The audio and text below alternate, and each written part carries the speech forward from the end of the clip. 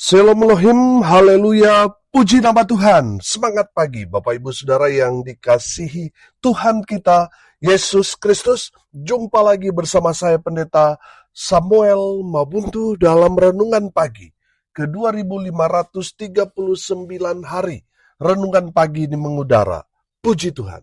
Bapak Ibu Saudara yang dikasihi Tuhan, sebelum kita membaca, mendengarkan, dan merenungkan firman Tuhan hari ini, mari kita berdoa, minta pimpinan Roh Kudus. Kita berdoa. Bapa di surga, berbicaralah kepada kami semua. Pakai firman Tuhan ini untuk menegur kami, menasihati kami, meneguhkan iman percaya kami, dan memberkati kami semua. Di dalam nama Tuhan Yesus yang adalah firman Allah yang hidup, kami berdoa. Amin. Haleluya.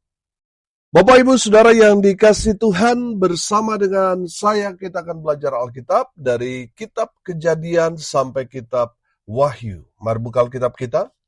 Kisah Para Rasul pasal 11 ayat 19 sampai ayat 21. Di bawah perikop Barnabas dan Saulus ke Antioquia. Demikian firman Tuhan. Sementara itu banyak saudara-saudara telah tersebar karena penganiayaan yang timbul sesudah Stefanus dihukum mati.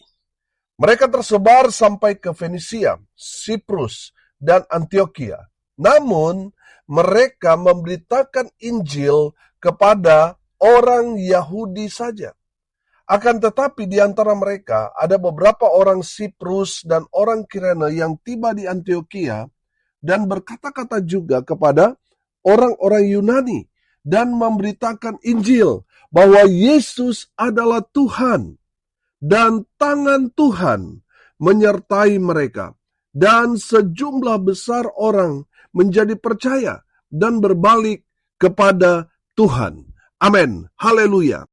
Bapak Ibu Saudara yang dikasihi Tuhan, dari kebenaran firman Tuhan ini kita akan belajar bagaimana pergerakan orang percaya di abad pertama. Yang pertama, para murid atau para rasul dan orang-orang yang percaya kepada Tuhan Yesus, mereka mengaktifkan mode untuk memberitakan Injil. Amin. Haleluya. Saudara, belakangan ini banyak orang Kristen, mereka itu mode pesawat, saudara. Mereka takut memberitakan Injil.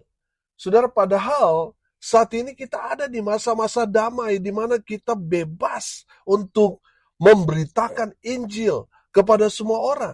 Saudara, situasi pada saat itu tidak mengizinkan mereka untuk memberitakan Injil, tapi saudara perhatikan, mereka tetap giat memberitakan Injil. Oh, haleluya. Saudara yang dikasihi Tuhan, ada istilah di dalam kekristenan, semakin dibabat, semakin merambat.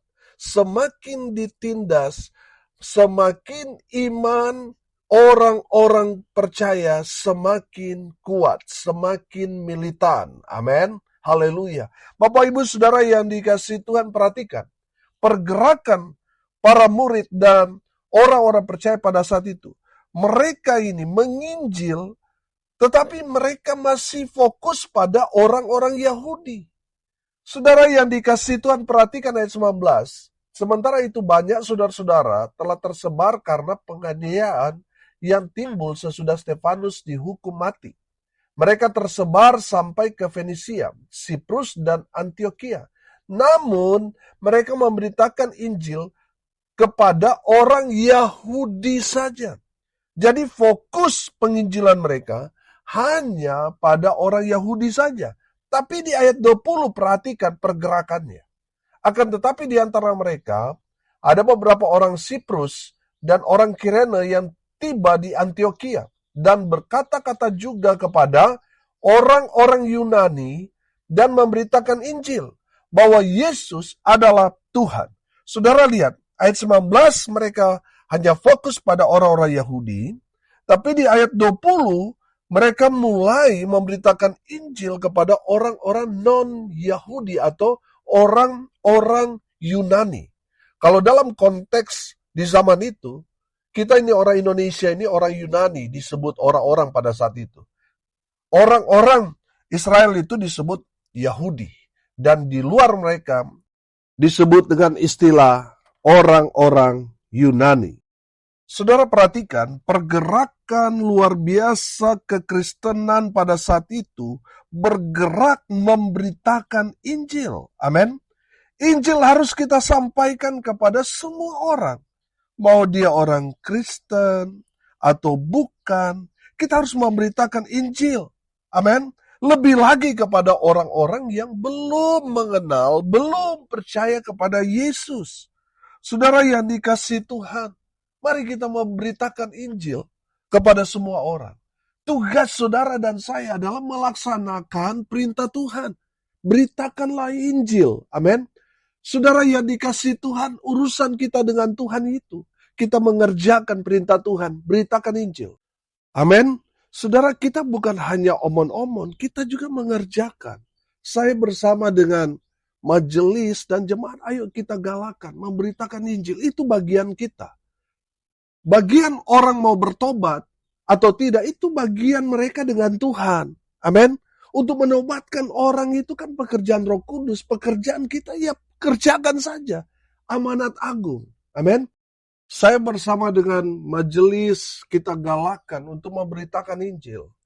Saudara, kemarin saya memberitakan kabar baik kepada orang Aceh, saudara. Saudara yang dikasihi Tuhan, saya yakin dan percaya pertemuan saya dengan dia bukan kebetulan. Tuhan yang menggerakkan saya untuk pergi ke toko listrik itu untuk membeli kabel roll, tujuannya untuk bertemu dengan orang itu, untuk memberitakan Injil kepada dia. Saudara yang dikasihi Tuhan, dia mau percaya atau tidak, dia mau terima atau tidak, itu urusan dia. Urusan saya dengan Tuhan saya sudah kerjakan. Apa yang menjadi perintah Tuhan. Amin. Saudara yang dikasihi Tuhan, tugas kita cukup memberitakan Injil saja. Amin. Maka saudara akan melihat kuasa Tuhan menyertai dalam kehidupan pelayanan saudara. Oh haleluya. Saudara, saya pernah baca satu buku. Gereja yang tidak memberitakan Injil, cepat atau lambat, gereja itu akan tutup. Saya yakin dan percaya saudara tidak mau itu terjadi. Oleh karena itu saudara, mari kita cari jiwa. Amin. Beritakan Injil. Kalau fokus kami ya beritakan Injil kepada orang-orang yang non.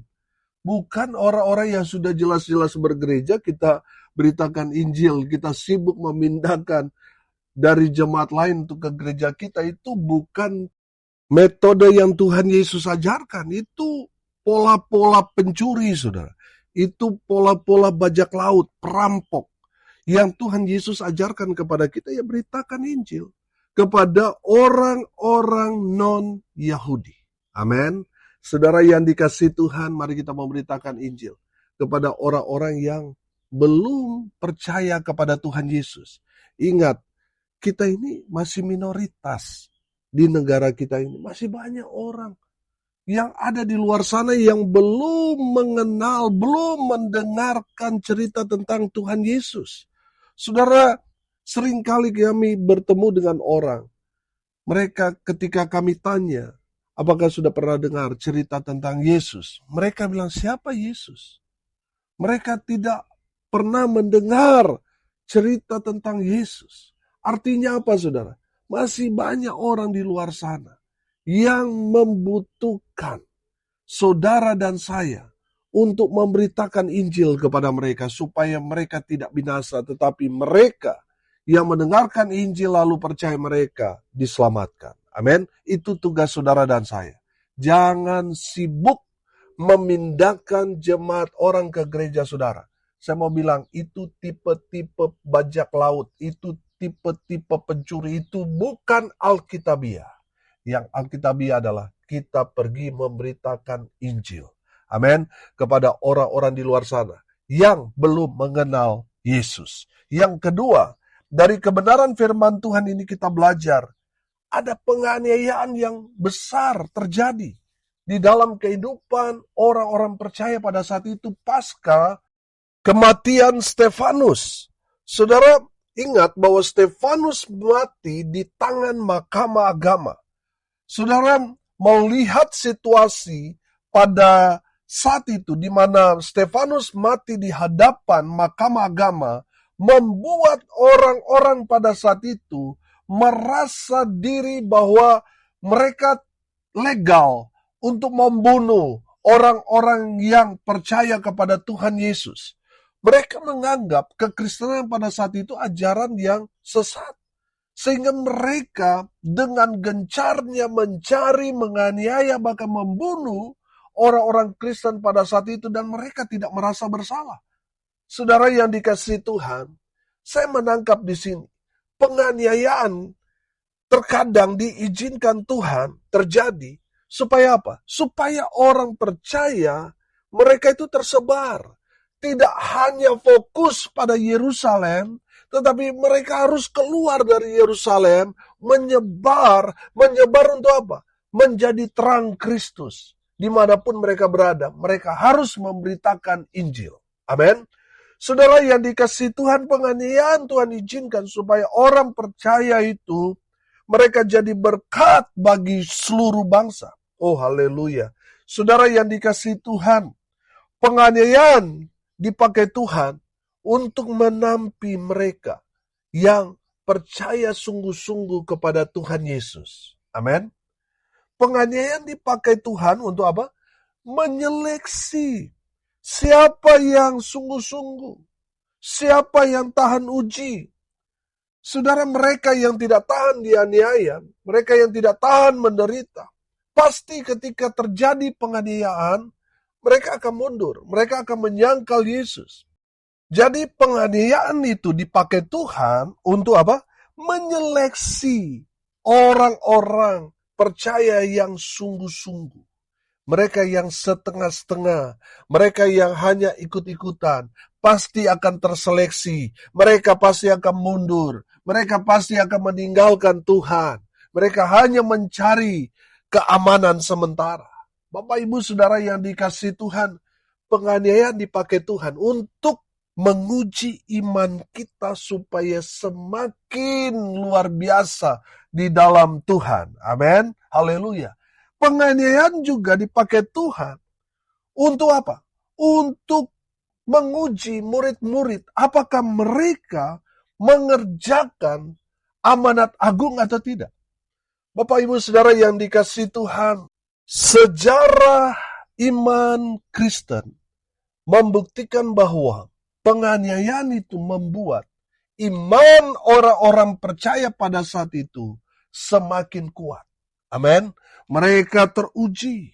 Walaupun ada penganiayaan, iman mereka tidak mundur. Iman mereka tetap kuat bertahan sampai maut menjemput mereka. Amin. Saudara yang dikasihi Tuhan, penganiayaan Tuhan izinkan terjadi untuk menguji iman saudara dan saya. Penganiayaan Tuhan izinkan terjadi kepada orang-orang percaya supaya dapat menguji iman mereka, supaya dapat melihat apakah murid-murid Tuhan mengerjakan perintah Tuhan atau tidak. Bapak Ibu Saudara yang dikasihi Tuhan, ketika kita berhadapan dengan penganiayaan, tetaplah kuat dalam Tuhan. Amin. Tetaplah murni hati saudara di hadapan Tuhan. Jangan berubah setia. Karena ada tantangan akhirnya saudara jadi pengkhianat. Jangan. Tetap kuat dalam Tuhan. Amin. Haleluya. Bapak Ibu Saudara yang dikasihi Tuhan. Yang ketiga, dari kebenaran firman Tuhan ini, perhatikan ayat 21. Dan tangan Tuhan menyertai mereka. Dan sejumlah besar orang menjadi percaya dan berbalik kepada Tuhan. Haleluya. Saudara yang ketiga, saya melihat di sini ada penyertaan Tuhan terhadap orang percaya. Amin. Tangan Tuhan menyertai. Oh haleluya. Saudara, tangan Tuhan di sini saya artikan Tuhan turut bekerja dalam kehidupan saudara. Amin. Melalui penganiayaan, melalui persoalan, pergumulan, Tuhan turut bekerja untuk mendatangkan kebaikan. Amin. Saudara yang dikasihi Tuhan, Tuhan tidak pernah meninggalkan kita sendirian. Tangan Tuhan menyertai kita. Tangan Tuhan akan memelihara kita. Tangan Tuhan yang akan menjaga, melindungi, dan memberkati kita semua. Amin.